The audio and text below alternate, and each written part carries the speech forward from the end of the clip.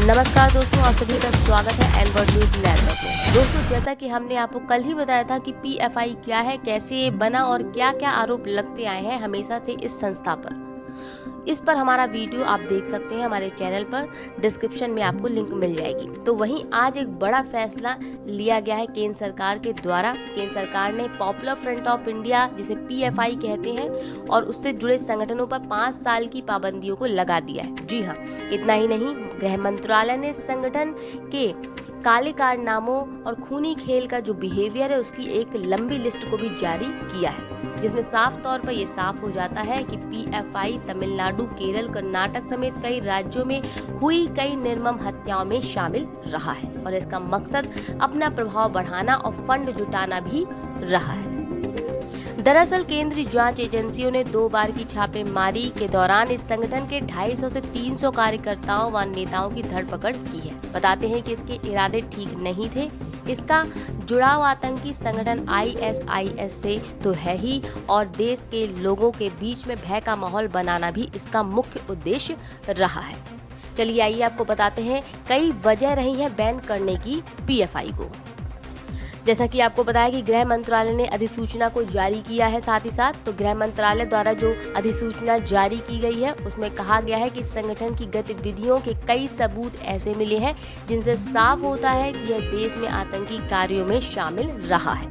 संगठन के सदस्य सीरिया, इराक और अफगानिस्तान में जाकर आईएस के आतंकी समूहों में भी शामिल हुए हैं और कई वहां मारे गए, लेकिन कुछ को तो विभिन्न राज्यों की पुलिस और केंद्रीय एजेंसियों ने गिरफ्तार भी किया।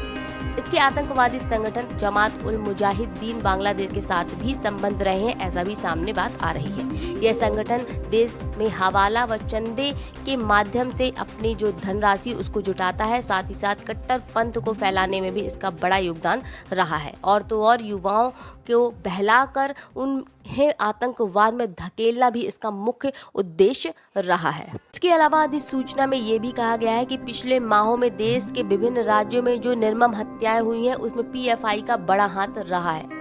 इनमें केरल में अभिमन्यु की 2018 में, संजीत की नवंबर 2021 में और नंदू की भी 2021 में हत्याएं शामिल हैं। तो वहीं तमिलनाडु में 2019 में रामलिंगम की, 2016 में शशि कुमार की और साथ ही साथ कर्नाटक में 2017 में शरद की, 2016 में आर रुद्रेश की और वहीं प्रवीण पुजारी की और 2022 में प्रवीण नेट्टारू की निर्दय हत्याओं में इसी संगठन का हाथ रहा है।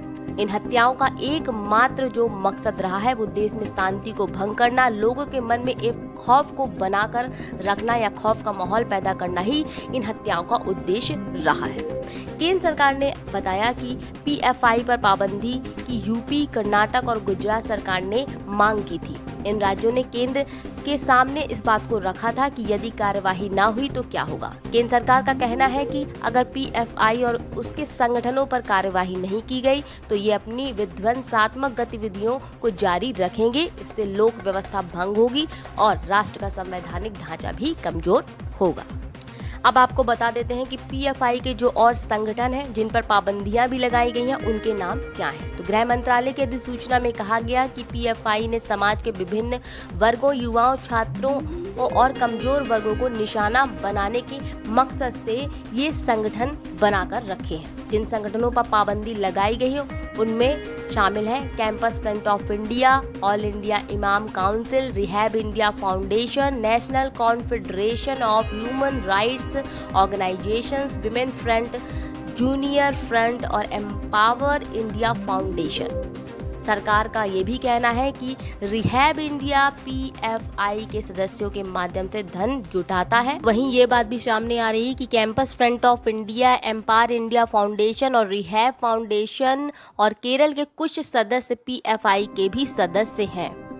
पीएफआई के नेता junior front, all India imam council, national confederation of human rights organisations और नेशनल विमेन फ्रंट की गतिविधियों की निगरानी और समन्वय करने का काम करते हैं। तो ये बात सामने आई है कि पीएफआई के ये संगठन जो बनाए गए उनका काम था अपनी एक पहुंच बनाना ऐसे लोगों के बीच जो समाज के विभिन्न वर्गों से आते हैं, जैसे महिलाओं, विद्यार्थियों, युवाओं, इमामों, वकीलों या समाज के कमजोर वर्ग शामिल हैं।